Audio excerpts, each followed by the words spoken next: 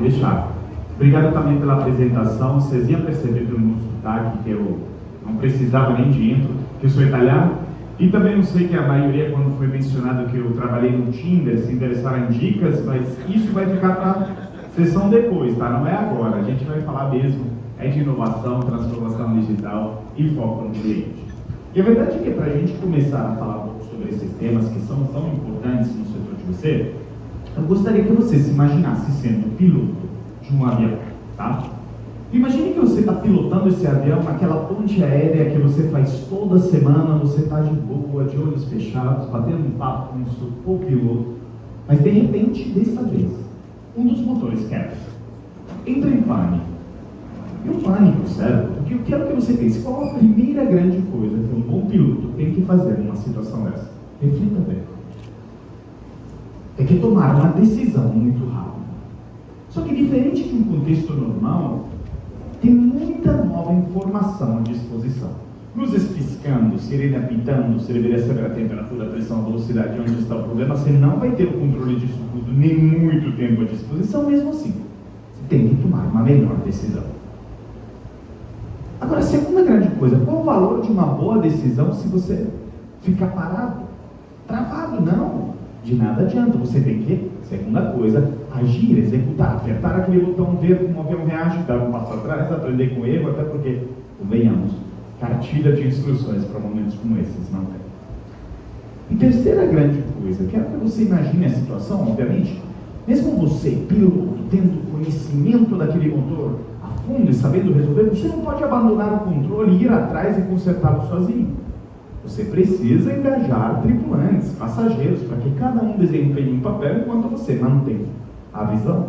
E a única forma de fazer isso é passando essa visão para eles também, porque a primeira reação de tripulantes e passageiros diante de uma situação dessa é congelar diante do medo de uma situação imprevisível. E por que eu quis começar com essa analogia do piloto do avião para falar um pouco do desafio de cada um de vocês? Porque imagine sendo o avião a sua empresa. O piloto é obviamente você. E o que é o motor? O motor é um conjunto de processos, modelos de negócio, tecnologias, formatos de relacionamento com o cliente, até a cultura que nos herdamos de um mundo analógico, onde as condições atmosféricas eram mais tranquilas, e onde hoje, sob condições atmosféricas totalmente diferentes, alguma dessas engrenagens estão sob pressão. Então, como bom piloto, cada um de vocês tem que aprender a fazer três grandes coisas de forma diferente. Primeiro, pensar e tomar decisões. Segundo, executá-las. E terceiro, engajar os outros que não estão aqui hoje, a sua organização, até às vezes nossos clientes, a fazerem isso. E é disso que a gente irá falar hoje, de quais são esses três grandes pilares de transformação, não só digital, mas humana, para desenvolver essas novas habilidades e competências do futuro no mundo digital. E vamos começar então entendendo quais são essas novas grandes características do mundo digital, que inclusive a tecnologia que cada um de vocês justamente promove, desde a internet, a conectividade, promover. São sim as novas grandes características que diferenciam o mundo digital do mundo analógico, no qual nossas organizações, obviamente, prosperaram e aceleraram. Primeiro, vivemos um mundo extremamente interconectado com fortes efeitos de rede. Isso é uma consequência do trabalho de cada um de vocês. Quanto mais as pessoas estão interconectadas, o que acontece? Mais complexo se torna um negócio. Por quê?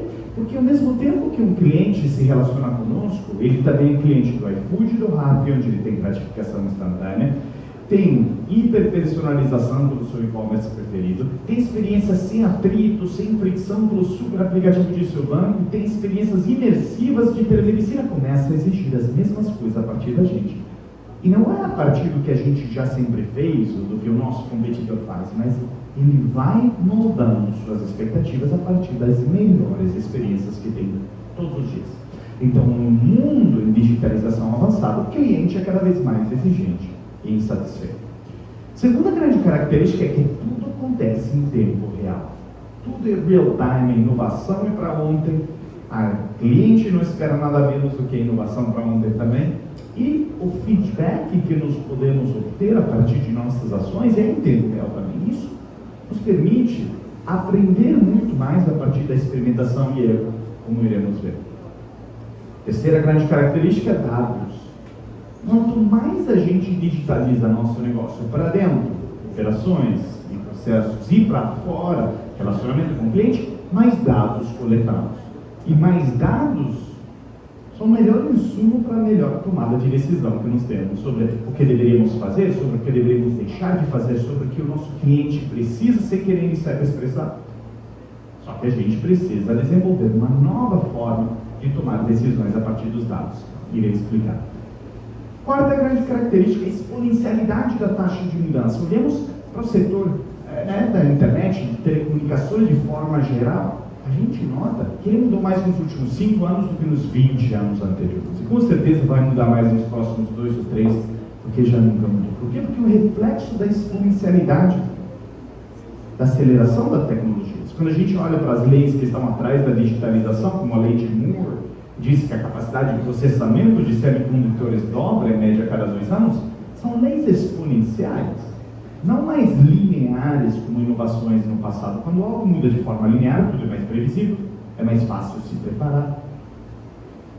Quando algo muda de forma exponencial, a implicação é que a taxa de mudança está cada vez mais rápida.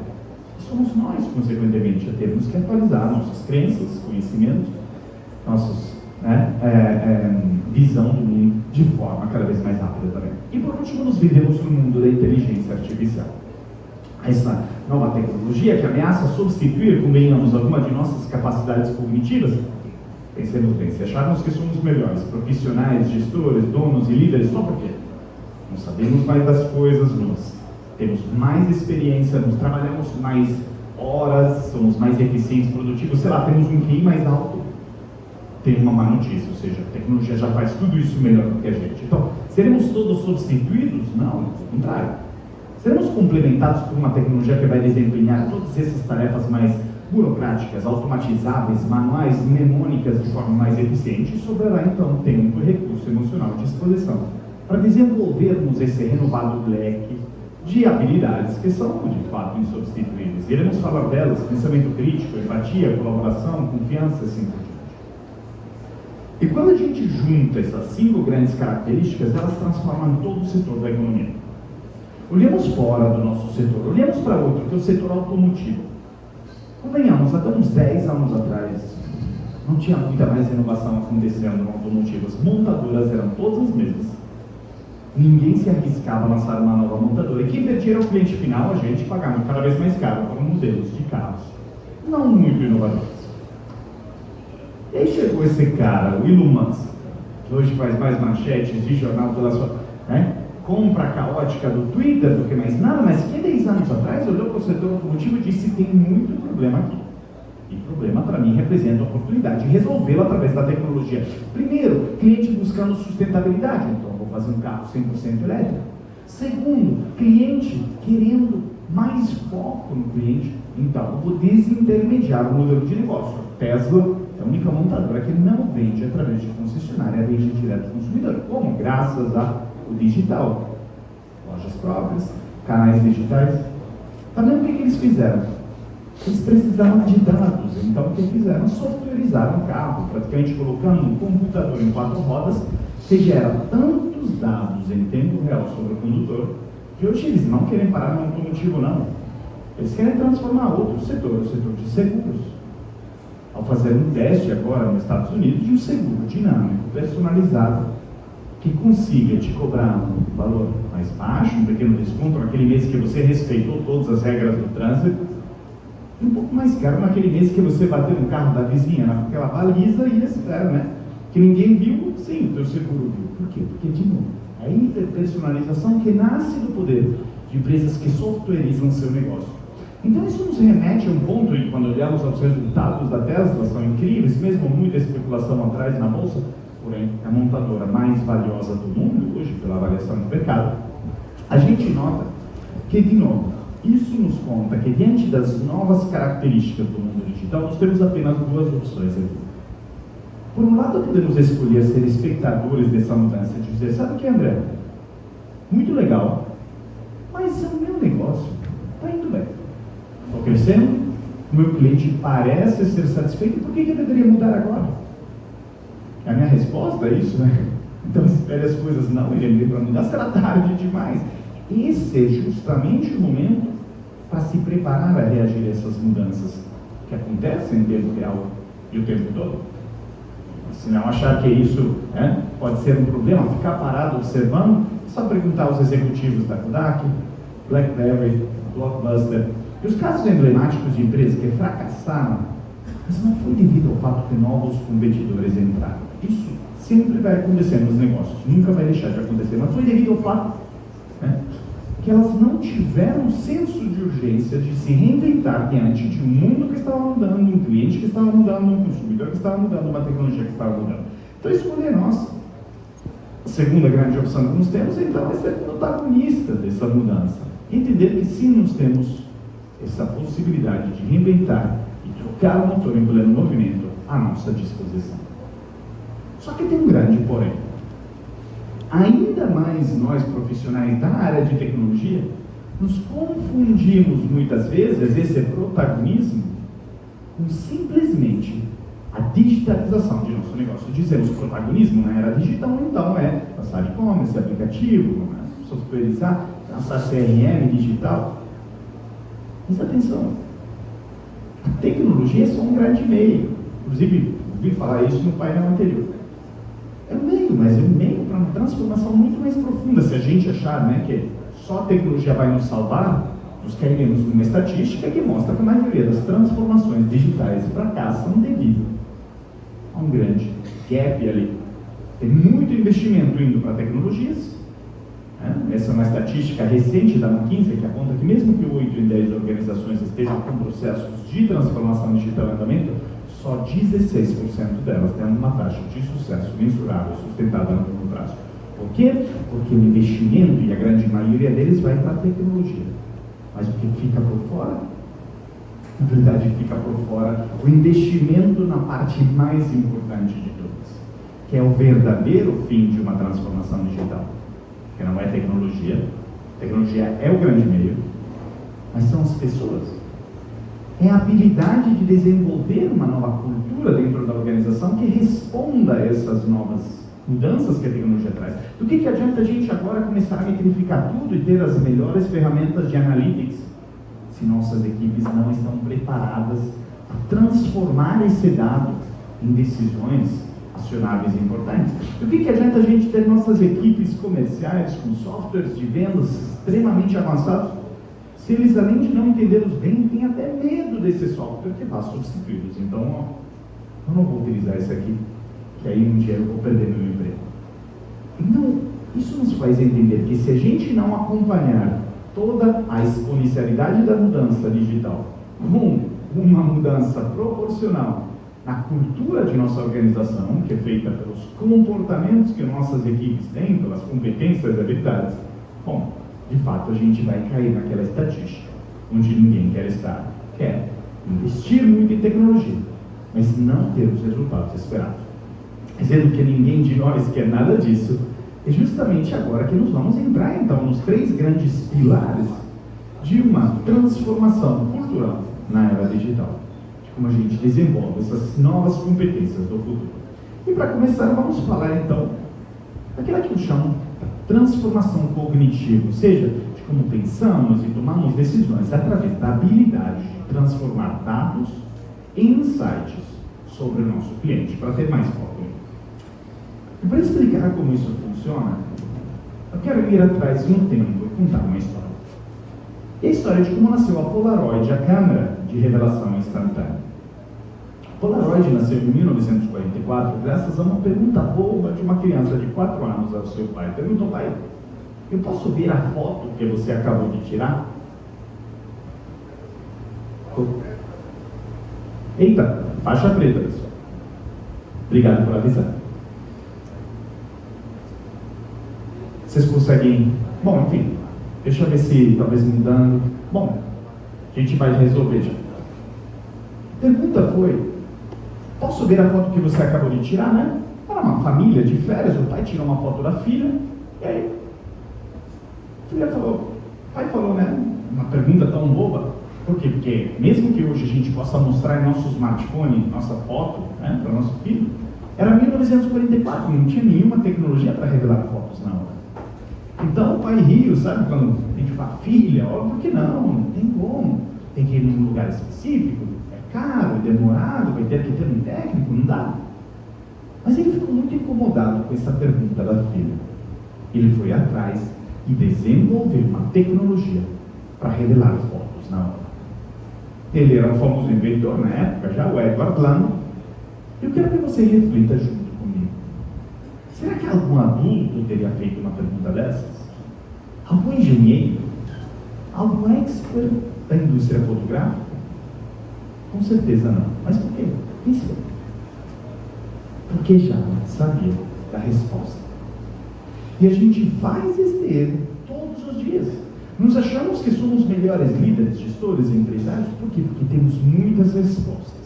Enquanto no mundo que muda, com uma tecnologia que muda, um cliente que muda, quase mais a nossa habilidade de trazer mais perguntas à tona do que só respostas, de repensar nossas decisões e não só tomá-las e ficarmos enraizados nelas, de aprender a desaprender e reaprender o tempo todo, como diria o futurólogo Alvin Toffler. E veja bem, algumas dessas crenças, né, enraizadas nos mercados são tão enraizadas que viram até ditados. Não tanto no setor da internet, mas tem uma crença que pelo menos alguns de vocês, eu acho que usa esse ditado, sei lá, 10 anos atrás, quando cheguei no Brasil, o pessoal me ensinou, olha, André, para motivar suas equipes, você tem que falar o seguinte, voa porque foguete não tem ré, certo? Quem fala isso com suas equipes? Né? Comecei a repeti-lo, né? Repetia. Até, porém, em 2017, me deparar com essas imagens. Que um foguete pousando demonstrando que até foguete pode ter ré e que não existe crença fixa demais, que não possa ser desconstruída através do poder do pensamento crítico, da habilidade de não se conformar com as crenças daquela indústria e, de novo, de ter aquelas perguntas que evitamos porque temos medo do julgamento ali sempre na ponta da língua. Por quê? Porque estaria a semente da inovação. E além do trocadilho, se a gente olha para a indústria aeroespacial, o grande gargalo que existia era o custo do foguete. Por quê? Porque se a cada missão você tinha que jogar o foguete fora, eram dezenas de milhões de dólares, e aquela ideia que muitos empresários como Richard Branson, Elon Musk e o Jeff Bezos tinham de ida privada ao espaço, nunca ia dar certo. E aí, enquanto todas as agências aeroespaciais estavam focadas em resolver o problema tradicional, que é como que eu reduzo o custo de produção do foguete, NASA e as outras, e o grande problema era que por isso ia demorar décadas para viabilizar uma ida privada ao espaço. O Elon Musk, de novo, nosso velho amigo, com uma pergunta diferente, resolveu o problema. O que ele olhou? Ele pensou, e se eu conseguisse pousar o foguete? Eu não deveria me preocupar nem de um centavo em reduzir o custo de produção dele. Foi lá e quebrou uma grande crença que as outras agências tinham, que é, a gente já testou, não deu certo. Tá, mas tecnologia muda, mercado muda, novas inovações surgem. Não é frustrante, né, quando a gente entra numa reunião, a gente diz, eu tive uma ideia incrível. Ah, não, mas isso, a gente já testou, não funciona. Ah, não, nosso cliente não quer isso. Geração C, os novos clientes, não sabemos. A única forma, inclusive, como iremos ver, é testando tudo isso, que é o nosso segundo grande pilar, sem dar spoiler. E quando a gente olha para o nosso setor também está tendo crenças desafiadas de forma muito radical. Olhemos, pena porque agora tinha um pequeno vídeo, olhemos para uma das grandes crenças, como que a gente simula, pena que tem essa faixa, mas quero mostrar esse exemplo. Uma das grandes crenças é que a gente não consegue simular exatamente o impacto de nossas redes até montá-las, né?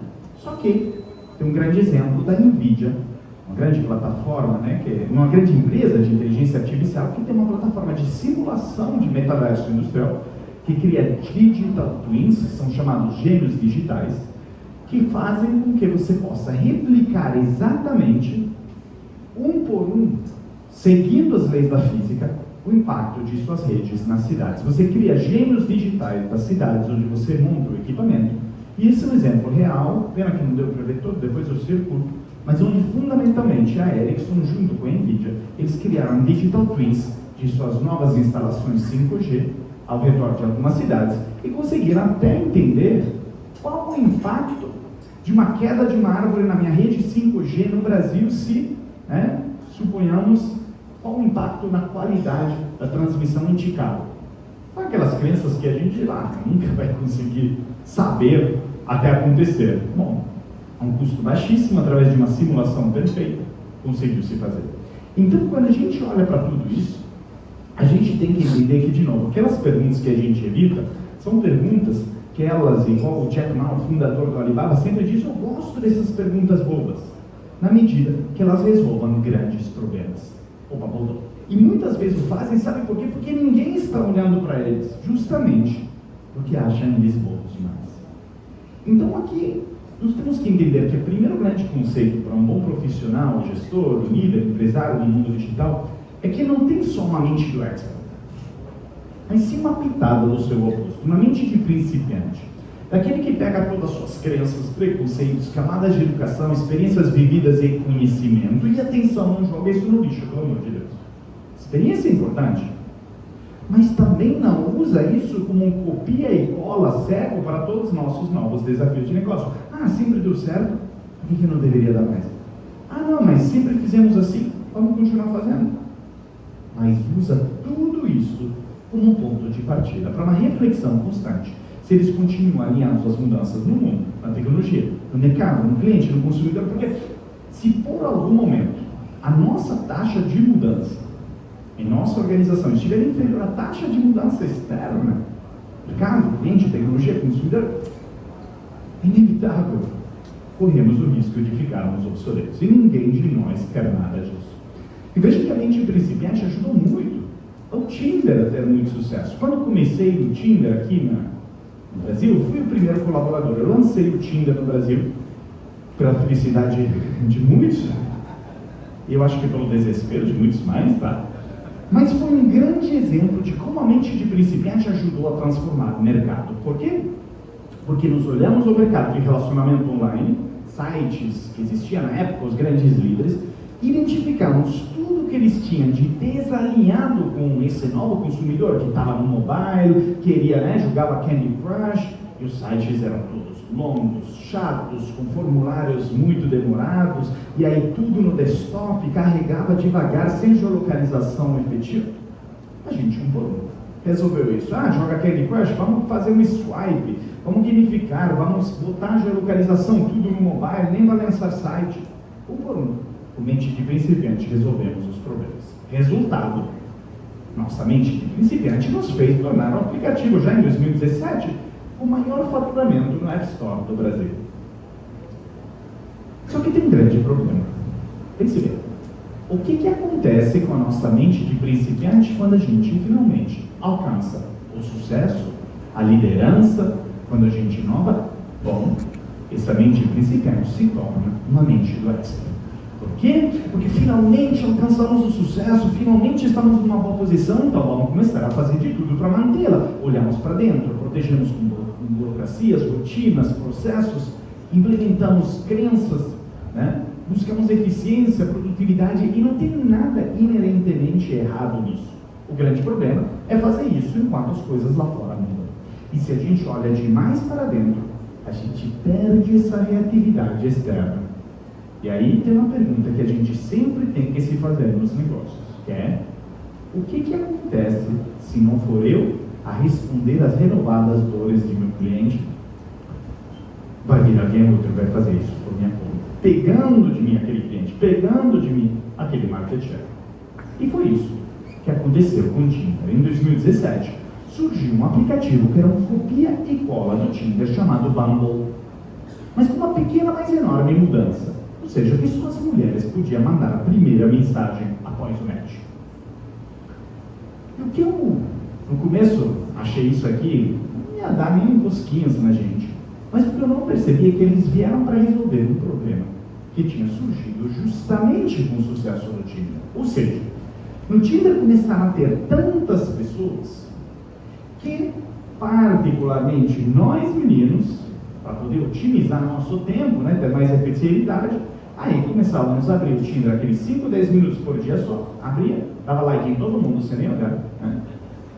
Aí depois esperava ver algumas horas, abria, via quem deu match, ainda copiava e colava aquela mensagem pré-definida, que estava já escrita no celular para todo mundo, igual um chatbot. Experiência péssima para as meninas. E isso nasceu do fato que era gente demais no Tinder, e para você otimizar a sua taxa de sucesso, as pessoas começaram a usá-lo de uma forma que não era legal para as mulheres. As mulheres começaram a sair da plataforma, retenção baixíssima, e buscavam uma alternativa. O Bumble, ao empoderar elas a dar a primeira mensagem só, conseguiu resolver uma grande dor do cliente. E, ao fazer isso, demonstrando primeiro que a inovação não é complexificação, não é tecnologia avançadíssima, não é novidade, mas é sim resolver uma dor do cliente. Conseguiram, né? E fazer de errado, pois, de fato, eles tiveram muito sucesso, se viraram um grande competidor do Tinder no mundo, e hoje a Whitney Wolfe, a fundadora do Bumble, se tornou a mais nova bilionária do mundo. E quando a gente olha para isso, a gente percebe que, de novo, tudo começa com o cliente. Ao ponto que quando a gente olha para a empresa mais focada no cliente do mundo, né, podemos considerar a Amazon, eles têm uma prática onde eles sempre deixam uma cadeira vazia em sua sala de reunião, enquanto eles têm suas reuniões mais importantes. Está todo mundo ali sentado, mas ninguém pode sentar nessa cadeira que Jeff Bezos, né, leva ao lado da mesa, que simboliza o quê? Fundamentalmente, simboliza o cliente, que segundo eles é a pessoa mais importante da sala, mesmo não estando aí. Você até pode me dizer, André, mas a gente já tem foco no cliente, a gente já sabe disso, conta algo novo. Bom, a novidade aqui é que no mundo digital, o nosso cliente está cada vez mais empoderado. E isso bota muita pressão em cima da retenção e fidelização de nosso cliente. Como que acontece isso? Através de 4 grandes elementos. Primeiro, mais acesso à informação. O cliente pode olhar, ler reviews, comparar preços, se informar, manda inbox para uma empresa, manda para outra, acesso, sabe exatamente sobre os detalhes técnicos antes da contratação. Isso não era necessariamente antes. Por quê? Porque não tinha tanto acesso a essa informação. Quem era detentor da informação era a gente. Isso já não é tão bem assim. Segundo grande fator, tem mais competição. Mais competição, a gente vê o mercado se movimentando, mas não só competição entre nossos competidores diretos, tem mais competição entre canais, tem mais competição pela mesma coisa que todos brigamos, que é o prazo de atenção de nosso cliente, né? Terceiro grande ponto, são menores custos de troca. Não é de troca do produto ou do serviço, de troca do nosso fornecedor. O que eu quero dizer?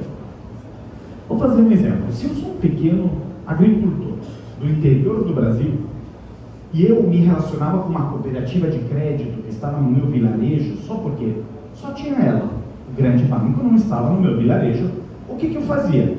Eu era fiel àquela cooperativa de crédito, mesmo que ela não me atendesse muito bem, eu tinha taxas mais altas, por quê? Porque meus custos de troca eram altos. Qual o custo de troca? Eu pegar o carro, ir até a cidade grande, era caro, demorado, gasolina, estacionamento, refazer um contrato com um banco que eu não conhecia, buscar informações. Hoje, se aquele pequeno agricultor entra na cooperativa, acha um pouco o atendimento não tão bom, os preços um pouco desalinhados, abre seu smartphone, custo zero. Ele troca, porque os custos de troca caíram para zero. Então isso bota muita pressão em cima da fidelização e retenção de clientes em todos os negócios, e é cada vez mais em nós. E por último, o cliente é um grande criador de conteúdo.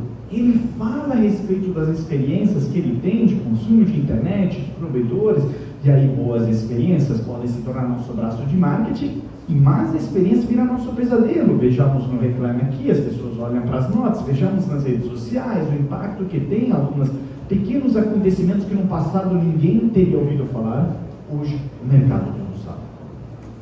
Isso nos faz pensar se nós não estejamos já um pouco vivendo no mundo do Black Mirror. Os mais viciados de Netflix vão reconhecer aqui um trecho do seriado britânico Black Mirror, que descreve nesse episódio um mundo hipotético onde eu quero que você se imagine vivendo, onde a cada interação humana você dá e recebe uma nota. Bom, eu consumidor de internet na minha cidade, eu dou uma nota na forma como a internet é instalada, na forma como ela é fornecida, a cada conexão dou uma nota, a cada pós-venda dou uma nota, de 0 a 5, e essa nota fica pendurada na nossa cabeça, igual fosse um holograma. Eu quero que você pense, como que muda o nosso foco no cliente na medida que a gente souber, de forma tangível, que o cliente não nos pode avaliar o tempo todo. Com certeza, a gente vai prestar muita mais atenção, bom atendimento, boa qualidade. Por quê? Porque queremos as boas notas. Quem já teve a experiência de alugar o seu apartamento no Airbnb, sabe que por medo de não ter uma nota boa, você dá 2 vezes a volta da casa para checar que não tenha nenhum pingo de poeira, que é diferente se você estivesse alugando para aquele amigo do amigo no Réveillon, você nem se preocupa para dar uma varrida no chão. A verdade é essa. Como seres humanos, a gente se preocupa muito por como somos vistos. E empresas, cada vez mais no mundo da transparência perfeita, também.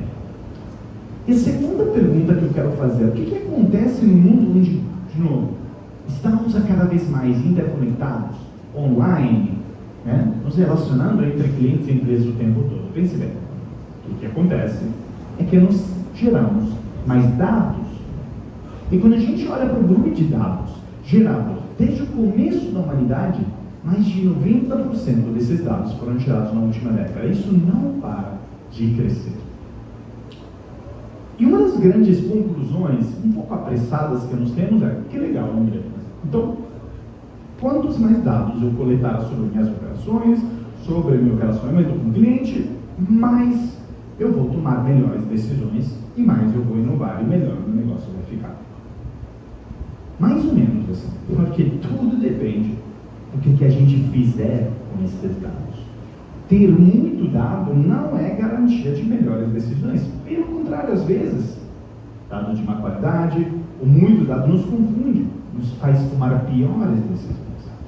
E a analogia com que hoje nós tomamos decisões nas empresas, que eu quero fazer, é a seguinte: eu quero que você imagine o seguinte cenário. Um dia você acorda de manhã, e você está passando muito mal. Você não sabe o que você tem, tem alguns sintomas estranhos, manchas na pele, então você corre no seu médico, assustado, e no caminho você liga para o seu doutor e diz: doutor, estou chegando ali, me espera. E você chega no consultório, e o doutor já está ali, te esperando dentro. Só que, com o papel na mão, ele te recebe e te diz: André, que bom que você chegou aqui, ó, da tua receita. Só vai na farmácia, pega, tudo vai ficar bem. Como que você vai ficar? Você vai dizer: como assim? Você não vai fazer nenhum diagnóstico? Nem vai olhar para meus sintomas? Nem vai pedir uma análise de sangue? Ah, não. O que você me disse no telefone, eu acho que você tem isso, toma isso, volta para casa. Você vai pensar: olha, isso é negligência, você vai ficar frustrado, você nunca mais vai voltar nesse médico, ele vai errar o diagnóstico. E você deve estar pensando: André, o que isso tem a ver com a gente? É que muitas vezes nós não agimos tão diferente do que esse médico. Nós estamos cheios de sintomas de nossos clientes, ou até de sintomas de nossas operações, mas nem sempre começamos nosso processo de tomada de decisão sobre a inovação a partir deles, mas começamos a partir dos sintomas de quem? Os nossos. Quais são nossos sintomas? Nossas metas, nossos objetivos, nossos produtos e serviços mais rentáveis, nosso estoque às vezes, nossa relação com o fornecedor. E isso podia até funcionar no mundo pré-digital, mas no mundo digital, onde o cliente está cada vez mais empoderado, isso não funciona mais. E você até pode me dizer: André, mas não seria mais fácil, em vez de usar dados e implementar uma nova cultura analítica, só perguntar para o nosso cliente o que ele quer? Também não funciona. Ao ponto que, tem esse grande exemplo do Steve Jobs, quando ele estava prestes a lançar o iPhone em 2006, um ano antes de ir para o mercado, ele estava fazendo grupos focais com pessoas e estava perguntando para todo mundo: que tipo de smartphone você sonharia em ter? E todo o mundo sempre dava a mesma resposta: ah, eu quero ter um celular bem grandão, uma tela bem grande e um teclado de plástico bem grandão. Porque quem lembra daquela época vai lembrar que o grande líder era o BlackBerry. Nem sequer ninguém pediu um celular sem teclado, screen touch como ele é hoje. Se o Steve Jobs só tivesse ouvido o que o cliente queria, estaríamos todos com trambolhos gigantescos em nossos bolsos. Por quê? Porque a tarefa do inovador não é só atender às demandas do cliente. A tarefa do inovador é antecipar o que o cliente precisa, sem que nem ele saiba expressar. Até porque se ele souber expressar, significa que a gente está chegando tarde demais, porque todos os nossos competidores também estão sabendo. Então, a vantagem competitiva está na nossa habilidade de antecipar as vontades do cliente através da transformação desses dados, que são matéria-prima, em insights acionáveis sobre o nosso cliente. O que são insights? São relações entre dados que nos querem dizer algo preditivo sobre o futuro. Olhemos para a área de saúde, como se transformou ao usar os dados para obter insights, através de sensores, wearables, internet das coisas, até oxímetro nos mais novos Samsungs. Eles coletam dados em tempo real sobre o paciente. Com esses dados, conseguem personalizar muito mais a jornada do paciente e mudá-la de uma jornada muito reativa, convenhamos hoje, que é mais do que uma área de saúde, convenhamos, é uma área da doença. Por quê? Porque ela intervém após o surgimento de sintomas de doenças crônicas, para uma verdadeira área de saúde, mais preventiva, mais proativa, que nasce dos insights, que é a correlação entre dados em tempo real nos dá. Para mim, essa é a perfeita analogia para esse primeiro grande pilar, que é como a gente toma decisões sobre o futuro de nossos negócios a partir do que os dados nos dizem e não a partir do que sempre funcionou. E para termos isso, temos que ter muito pensamento crítico e mente de principiante. Agora, quem lembra da analogia do avião, vai lembrar que só identificarmos essa dor, só termos belas ideias e fizermos um belíssimo plano estratégico em cima disso, vale zero se nos não executarmos, se nos não implementarmos, se nos não tivermos o que eu gosto de chamar de atitude maker, que é uma atitude de experimentação, prototipação e não só ideação, que nos tornaria criativos, não necessariamente inovadores. Inovação é vinculada à execução dessas ideias. E fundamentalmente essa atitude maker nos ajuda a sair do que o professor de Harvard, Clayton Christensen, chamava do dilema do inovador. Que é um fenômeno. Fundamentalmente, nos anos 90, ele popularizou, que diz que empresas bem-sucedidas, líderes de seus mercados, bem consolidadas, que estão indo bem, elas têm muita vontade, isso ninguém duvida, de se reinventar, transformar e inovar, mas na hora H, na hora de executar, de implementar essas ideias, planos e estratégias, algo se perde e tudo volta ao que sempre foi. Aquela ideia inovadora, na hora, vamos postergar para semestre que vem, porque agora não posso me permitir ter este gasto. Não, aquilo é uma ideia linda, mas eu não consigo ver o retorno de curto prazo. Não, aquilo vai chatear aquele meu cliente. Não, aqui eu vou canibalizar meu canal tradicional. E a gente então posterga, deixa ao lado a inovação e continua com as práticas antigas. Isso, inclusive, não é nem culpa nossa, mas é devido a uma característica inerente da inovação. Ou seja, quem inovar é extremamente ineficiente. Aí você vai me dizer, André, como assim? Tudo que eu sei é que a inovação e a eficiência vêm juntos? Não. O resultado da inovação pode até ser eficiente, mas o processo de inovação é a coisa menos eficiente que tem. Pense bem, é caro, é demorado, envolve erro, é frustrante, vai chatear clientes, vai canibalizar canais tradicionais e por isso a gente não o persegue.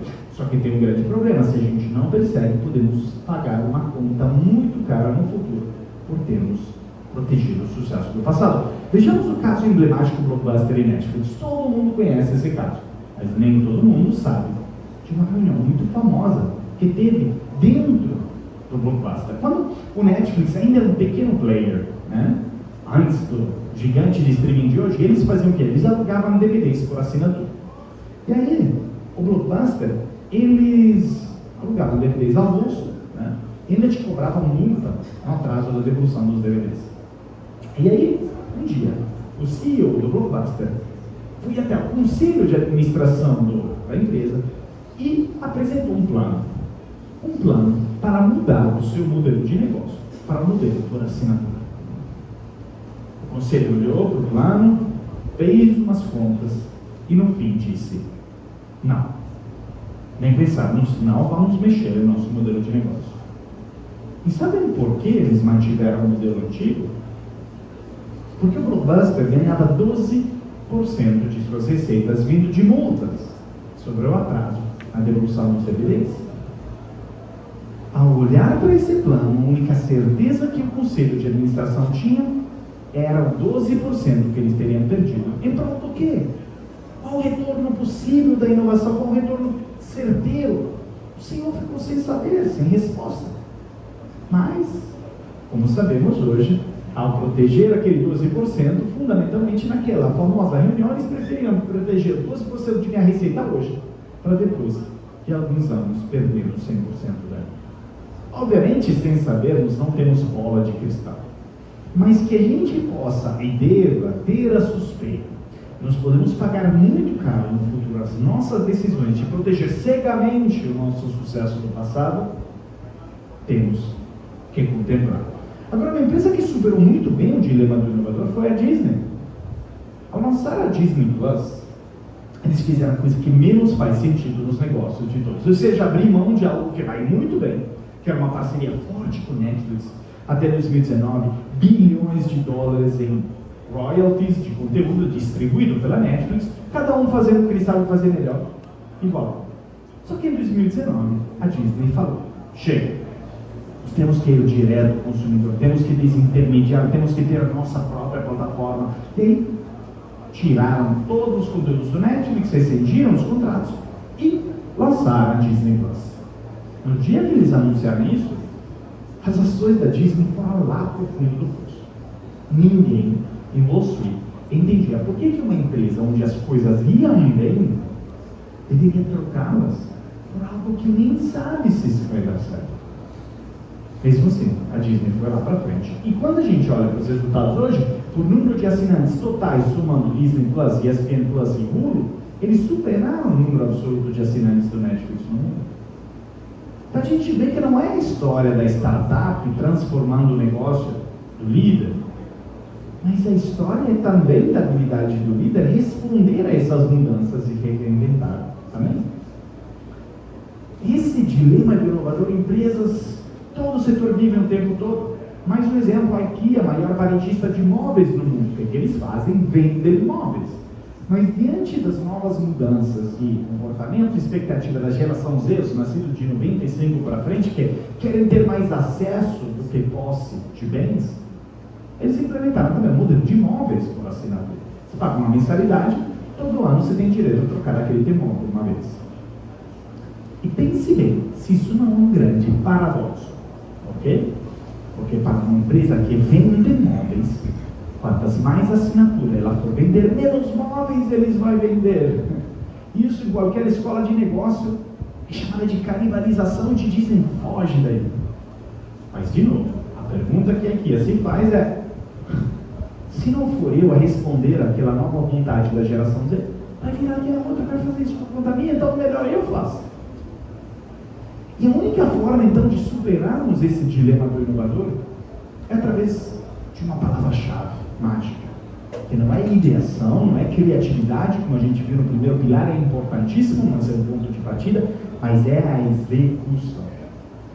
É esse gap entre ideação e resultado que é preenchido pela nossa agilidade em experimentar, prototipar, testar coisas novas, até porque, como diz o livro Execução, do Larry Boss e Grant Cardone, que recomendo muito, a execução é a única coisa que nos dá o feedback real do negócio, do cliente, do mercado, para poder pivotar e ajustarmos baseado nisso. Então, quando a gente olha para a execução no mundo digital, para mim se assemelha a uma corrida, assim, uma corrida estilo ir ao Polo Sul, para ver quem primeiro chega até a inovação. E por que eu escolhi essa corrida ao Polo Sul? Porque para mim a melhor forma de explicar como funciona a inovação e execução no mundo digital é através mesmo da história da exploração do Polo Sul. Que diz que em 1911 tinha duas expedições contrastantes brigando para ver quem primeiro chegava ao Polo Sul. Por um lado, o britânico Scott.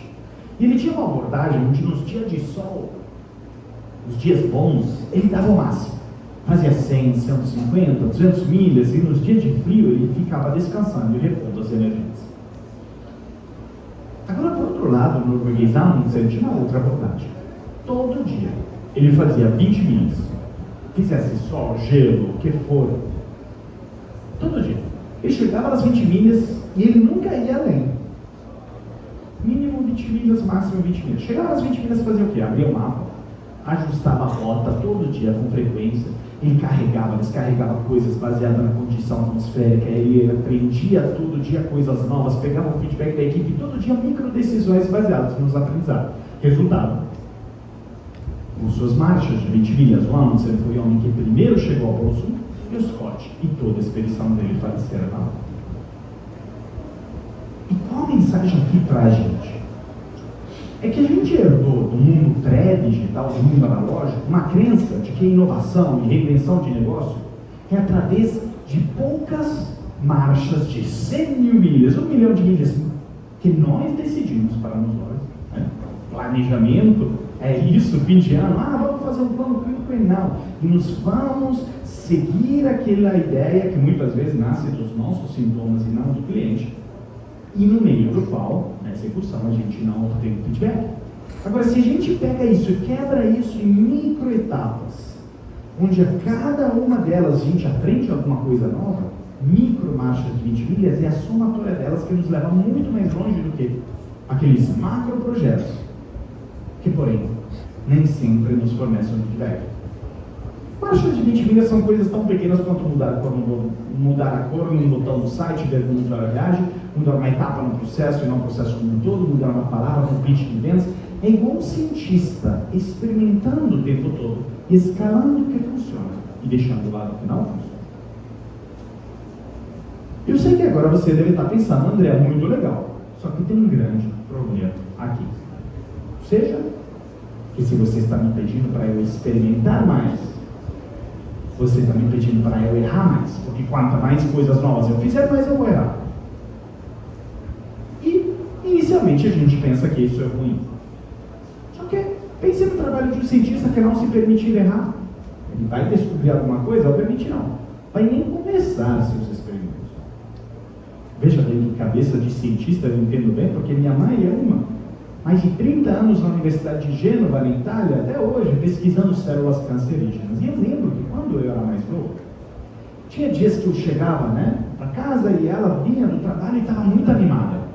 E era naqueles dias que eu já ficava empolgado, me imaginando ser filho de uma ganhadora do Prêmio Nobel. Falava, mãe, me conta o que você descobriu. Descobri? Não descobri nada não. O que você está me perguntando? Mas você está tão animada, como que você está assim se você não descobriu nada? Eu ficava frustrado. Mas a resposta que ela me dava me ensinou muito sobre o papel dos erros, não só na ciência, na vida, mas nos negócios também. Ela me dizia, é porque hoje eu consegui fazer muito experimento. E mesmo que todos fracassados, eu aprendi muita coisa nova. E o que eu percebi é que nos negócios, nem todo erro é ruim, mas tem 3 grandes categorias de erros. As primeiras 2 são sim muito ruins. Nós não queremos eles. Primeiro, erros evitáveis, são devidos a descuidado, esquecimento, negligência, obviamente nós não queremos eles. Segundo, são erros inevitáveis. São erros que fogem do nosso controle, são erros de situações imprevisíveis, acontecimentos que a gente deveria minimizar através, da manutenção, do planejamento. Nós não queremos eles também não. Mas a terceira grande categoria de erros são erros, pelo contrário, até bons. São os que podemos chamar de erros inteligentes. São erros que nascem da nossa exploração voluntária e proativa dos territórios desconhecidos do nosso negócio, que são onde nasce a inovação, e onde a gente se apropria desses erros, porque eles são voluntários. E sendo que são voluntários, porque a gente desenhou pilotos sabendo muito bem que a gente podia errar, eles têm algumas características. Eles têm um escopo claro, porque a gente o desenhou. Eles têm seu custo minimizado, justamente porque a gente o desenhou. Eles nos fornecem um feedback, pois sem feedback um erro não é inteligente, pois nós não aprendemos nada com ele, voltamos a fazê-lo. E feitos sob circunstâncias reais. A gente tem grandes exemplos de erros inteligentes que usamos todos os dias. Um grande exemplo é o post-it. Para quem não sabe, na 3M, empresa química, em 1979, o engenheiro inventou uma cola, descobriu uma cola, que foi uma cola. Em vez de esconder isso embaixo do tapete como um grande fracasso, como faria nas maioria das organizações, ele compartilhou isso com o resto da organização. 10 anos depois foi resgatado por um outro engenheiro que o aplicou a um produto que ele estava desenvolvendo e o tornou o maior sucesso comercial de sempre da 3M. Então a gente percebe que se queremos reinventar o nosso negócio, nós precisamos também reinventar o nosso modelo de interpretação de erros. E pegar o nosso modelo tradicional, ou de hoje, que considera o erro como algo inadmissível, onde bons profissionais são aqueles que nunca erram, e onde o papel do líder é de minimização dos erros, esse é o modelo tradicional que convenhamos. Nós precisamos pegar ele, reformulá-lo, remastigá-lo e transformá-lo num modelo onde o erro inteligente é o resultado do processo de experimentação e inovação, onde os bons profissionais são aqueles que mais aprendem dos fracassos, onde o papel do líder, o nosso, é de promover o aprendizado. Então a gente passa de um modelo de minimização de erros para um de maximização dos aprendizados. E sabe o quê? Quando a gente muda para este novo modelo cultural e mental da empresa, é libertador. Por quê? Porque a gente, e ainda mais os nossos times, nos voltamos a fazer coisas novas sem medo. E tem uma pergunta. Eu quero que cada um de vocês se faça e responda só para si mesmo, de forma anônima e pessoal. Quando foi a última vez que você fez algo pela primeira vez em seu dia a dia de trabalho? Porque é engraçado, nós chegamos ao fim dos nossos dias exaustos, fazendo muita coisa. Mas se formos olhar em detalhe, o que mais acontece é que aquelas coisas são sempre as mesmas. E se assim for, significa que existe alguma pequena barreira cultural ali no meio que prejudica a nossa habilidade de tomar riscos, sem medo do julgamento, sem medo do fracasso. Por quê? Porque a gente teve aquele fracasso desenhado e sabia já que ia acontecer, por isso minimizamos o impacto e maximizamos o aprendizado. Muito bom. Porém, para quem lembra da analogia do avião no começo, lembra que também apertar os botões certos, executar, não é o suficiente. Por quê? Porque sozinhos, se for só a gente que muda e o resto não, nós não teremos uma transformação profunda e cultural. Por isso que o terceiro grande pilar de transformação é um pilar de transformação emocional. Como a gente desenvolve os soft skills que nos diferenciam da inteligência artificial e que permitam a gente engajar os outros num processo de transformação também. O que adianta a gente sair daqui animados, empolgados e chegar no dia a dia da empresa e a gente não conseguir contagiar os outros? E aqui tem normalmente uma grande dúvida, né? Cada um de vocês justamente pode me dizer: André, soft skills são muito legais, são muito bacanas, mas eles não impactam o negócio, eles são tão intangíveis. Eu até concordo que eles são intangíveis, é verdade. Como que você mede o grau de colaboração dentro da empresa, o teu grau de empatia, o grau de confiança que aquele time tem. Mas o fato que não sejam fáceis de medir não significa que eles não tenham um impacto no negócio. Pelo contrário, às vezes tem muito mais impacto do que os hard skills, as competências técnicas. Por quê? Porque as competências técnicas da tecnologia já hoje estão fazendo muito bem. E é por isso que eu trouxe um exemplo de uma grande organização que se transformou graças à cultura e graças à transformação emocional. A Domino's Pizza. Todo mundo conhece, mas nem todo mundo sabe. Em 2008 estava à beira da falência. Consumidores reclamando nas redes sociais que a pizza tinha até sabor de papelão, e aí entrou o novo presidente, o Patrick Doyle. E a primeira coisa que o Patrick Doyle fez foi lançar uma campanha interna chamada "O fracasso é sim uma opção". Failure is an option. E ele gravou um vídeo como parte dessa campanha para todos os colaboradores. E normalmente, no momento de crise, de dificuldade da empresa, o comunicado de um líder forte, a gente imagina ser o seguinte: olha, Eu acabei de chegar aqui na empresa, mas eu tenho uma visão muito clara a partir de toda a experiência que eu tenho, então confia em mim, faça o que eu te digo que a gente vai sair dessa. Né? Tradicionalmente a gente pensa que é essa a mensagem efetiva de um líder em momentos como esse. Só que ele decidiu fazer exatamente o oposto. Ele gravou um vídeo para todos os colaboradores, onde ele fundamentalmente dizia, em outras palavras, pessoal, eu acabei de chegar aqui na empresa e eu não tenho uma visão ainda muito clara de como sair desse grande problema que temos. Então, sabe o que? Eu confio no fato que vocês saibam melhor, então experimentem coisas, tragam os resultados, eu confio em você. Me ajudem. Eu descer do pedestal, a se demonstrar vulnerável, ao pedir ajuda, mostrar seus medos e limitações, o que aconteceu? Foi muito interessante. Aconteceu que, se eu peço ajuda para você, eu estou te dando algo. Estou te dando a chance de você me ajudar de volta. Se tudo que nós falamos como gestores, líderes, como áreas e empresas, é quão bons somos, é de só nossos sucessos, nós nunca precisamos nada, sempre precisamos que os outros façam para a gente, como que a gente se conecta, a gente se afasta? Então, ao fazer isso, o líder, ele promoveu uma transformação cultural onde as pessoas começaram a apoiar mais o outro. Eu apoiar mais o outro, eu começo a estreitar a confiança se você colaborar comigo de volta. Se você colabora mais, eu colaboro mais com você. Mais colaboração, mais inovação, mais resultado de negócio. E quando a gente olha para os resultados da Domino's, foi uma valorização de mais de 1.800% na última década. Domino's é uma das empresas que mais bem performou no mundo na última década, graças a essa transformação cultural, não só digital, que porém levou a uma transformação digital de inovação. Por quê? Porque hoje é considerada uma das empresas mais inovadoras do mundo, segundo a revista Fast Company, que é grande referência mundial. A primeira vez que eu vi que a Domino's Pizza estava entre as mais inovadoras, eu falei, como assim? Ainda mais como um italiano? Eu logo pensei, até onde você consegue inovar com a receita de pizza? Até porque, pessoal, não sei se tem cariocas aqui, mas ketchup na pizza não é inovação, tá? Pizza frango com catupiry eu acho até um pouco puxada como um italiano, mas não é o produto que a gente faz que nos torna inovadores. É a cultura de inovação constante que a gente tem em torno de tudo isso.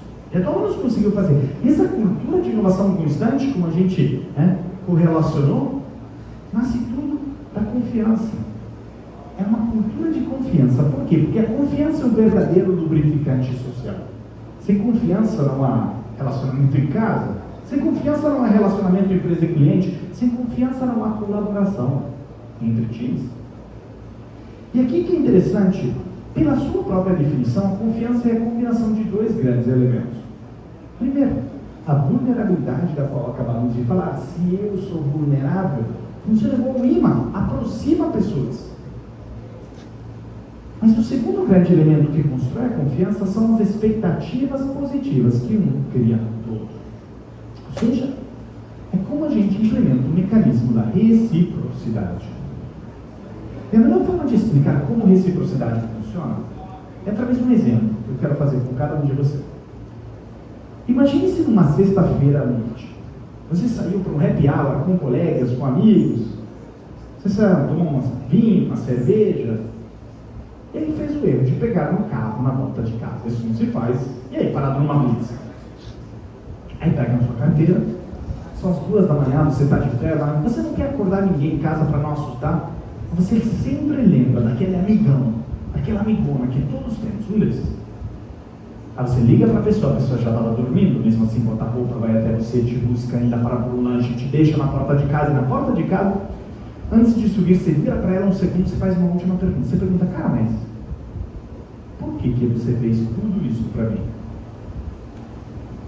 Eu quero que você reflita na resposta, porque sempre é mesmo, em 100% dos casos. É porque eu sei que você teria feito o mesmo para mim. Ou seja, nós fazemos as nossas coisas mais loucas, mais ousadas, mais transformadoras e inovadoras nos negócios e até na vida, não é porque alguém nos manda fazer, atenção. Não é questão da gente sair daqui de Trancoso, voltar para o nosso dia a dia de negócio e disser, agora você, time, tem que ser mais focado no cliente, tem que ter mais capacidade analítica, mais tolerância ao erro, só porque eu vi um cara com sotaque italiano lá em Trancoso falando disso. Não é a informação que muda o comportamento. Não é o conhecimento da importância disso. Também não é o prazer de fazer. Não é a recompensa financeira de curto prazo atrelado, pois estudos demonstram que se a gente atrela a mudança comportamental a isso, só funciona no curto prazo. Uma vez atingida a meta, você volta ao comportamento anterior. Então é o que muda o comportamento em quem não está aqui em nossas equipes? Fundamentalmente, é a mesma coisa que ensina uma criança a engatinhar. Quero que você pense em como você ensina uma criança a engatinhar. Você explica para ela, primeiro um bracinho, depois uma perninha, faz assim. Obviamente não. É pelo exemplo? Também não. Não é o adulto que engatinha na frente dela e ela aprende. Mas é através da combinação de dois grandes elementos. Primeiro, você tem que virar a criança de barriga para baixo. Pense bem, até aquela idade a criança está super confortável de barriga para cima. Sozinha ela não vai virar. São pais e mães que 5, 10, 15 minutos todo dia tem que botar ela de barriga para baixo para fazer o quê? Para desenvolver os músculos necessários para engatinhar. O que isso nos quer dizer? Que se a gente quer ver novos comportamentos, não é a gente explicar como se faz, é a gente criar as condições para as nossas equipes saírem da zona de conforto que os prende. É quase como uma força gravitacional que nos prende, feita de hábitos, processos, rotinas, medo do erro, onde até temos vontade de transformarmos, mas nós não pisamos fora dela e aí nós não desenvolvemos os músculos necessários. Queremos ter mais tolerância ao erro, temos que fazer uma reunião mensal, sei lá, de revisão dos maiores aprendizados a partir dos maiores erros. Queremos ter mais foco no cliente, temos que ter todas as equipes interagindo cara a cara com o cliente. Não é só explicar o que é Customer Centricity. O segundo grande elemento para uma criança engatinhar, tem que espalhar brinquedos. Mas no nosso caso, se a gente já disse que não é um incentivo financeiro de curto prazo que move nossas equipes, é o quê? Fundamentalmente é algo ainda mais importante, profundo, que nos remete, porém, ao começo da fala. É uma coisa só. É a clareza do senso de urgência. De que lá fora, as coisas estão mudando. Cliente, consumidor, tecnologia, mercados, empresas de tecnologia, startups. E a gente, se não formos nós os primeiros a sentir o senso de urgência, de que se não nos inventarmos na mesma rapidez, corremos o risco que alguém pegue aquele nosso cliente pela fatia de mercado, se nós não sentirmos isso primeiro em nossa pele, nós nunca conseguiremos ter o senso de urgência necessário em nossas equipes também. Então, é armados desse senso de urgência, desse entendimento que, diante dos 5 grandes pilares do mundo digital, que a tecnologia introduziu nos negócios, nós precisamos transformarmos ao longo de 3 grandes pilares. Primeiro, passarmos por uma transformação cognitiva, a forma de pensar e tomar decisões de como a gente usa os dados para ter mais foco no cliente. Segundo, de como a gente age em cima dessas boas decisões que tomamos, através do quê? De maior agilidade, experimentação e tolerância ao erro. E terceiro, de como a gente faz com que isso não seja só uma mudança nossa, mas é também da organização como um todo, através das habilidades comportamentais e soft skills, que estreitam confiança e, consequentemente, colaboração. E é por isso que queria agradecer demais a atenção de cada um de vocês, a Pranet pelo convite e desejar uma boa continuação a todos e aproveitar muito esse lugar incrível. Muito obrigado, pessoal!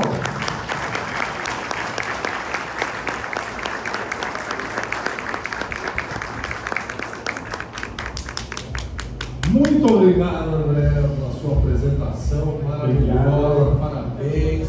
Senhoras e senhores, a gente ganhou aqui com o André 9 minutos e 30 segundos, portanto a gente vai abrir para um bate-papo rapidinho com vocês. Se vocês quiserem fazer alguma pergunta para ele, ele está aqui à disposição. É isso, André? Com certeza. Então, por favor, levante a mão, recepcionistas apostos aí já com o microfone, Parágio aqui à frente já tem uma, e aí se você tiver mais uma, acho que dá tempo ainda. Oi, obrigado, André, pela apresentação. Não vou pedir as dicas do Tinder agora, mas acho melhor a gente conversar depois lá fora. Em privado. Mas, aproveitando os temas que você trouxe da palestra, até das experiências que você teve, A gente teve a oportunidade de conversar um pouquinho ontem lá no bar, óbvio, lugar ruim, né? Tendo show lá, uma coisa horrível. Os drinks bons lá. Você teve também uma experiência de um mercado tradicional que foi a L'Oréal. Sim. Né? Que você acabou não abordando um pouco na apresentação. Mas qual foi o desafio lá do mercado totalmente tradicional para um mercado de transformação digital? O desafio é grande, porque o que eu gosto de brincar é que uma pessoa que trabalha com inovação, transformação digital, dentro de organizações como esse tipo, ela vive um paradoxo que é o seguinte: eu dizia, se eu fizer meu trabalho bem sucedido, daqui a 5 anos tenho que achar outro. Por quê? Porque eu não sou mais preciso. O que eu quero dizer com isso? É que em organizações tradicionais tem várias fases em processos de transformação digital e inovação, mas eu vou destacar 2 principais. Primeiro às vezes a cultura é tão enraizada, ainda mais em uma empresa de 120 anos de mercado como a L'Oréal, que o que é que acontece no começo, para reinventar o negócio, para trazer tudo isso, mais foco no cliente, mais execução e tal, você precisa de um guia, né? Esse guia foi até o meu desafio ao longo dos 2 anos na L'Oréal como diretor digital. Esse guia tem que fazer o quê? Além de implementar projetos, que é o mais óbvio, além de experimentar coisas, que é o mais óbvio e tal, ele tem que contagiar as outras áreas para que, depois de alguns anos, o pessoal entenda que a inovação e transformação digital não é mais a área do André, mas é minha responsabilidade também. Então aí entra-se na segunda grande fase. O que eu quero dizer com isso? A segunda grande fase é todas as áreas entenderem que a inovação e transformação digital não é uma área, não é uma responsabilidade de alguém, mas faz parte do dia a dia de todos. É por isso que, indo um pouco à experiência da L'Oréal, os grandes aprendizados são nunca começar logo de cara já com uma mudança radical onde todo mundo, né, é ensinado que pode ser inovador, mas aí depois todo mundo ao mesmo tempo vai ficar, primeiro, complicado e muito rapidamente vai se voltar à cultura anterior. Então precisa-se de uma pessoa, de um guia, mas também a empresa não pode depender desse guia por muito tempo. Então tem que se preparar o que vai vir depois, porque o resultado bom do trabalho desse guia é ele perder o emprego. Então, exatamente esse é o grande paradoxo que eu acho que a experiência da L'Oréal, ou enfim, qualquer aprendizado de empresa tradicional esteja relacionado muito a isso, essas fases diferentes que são precisas.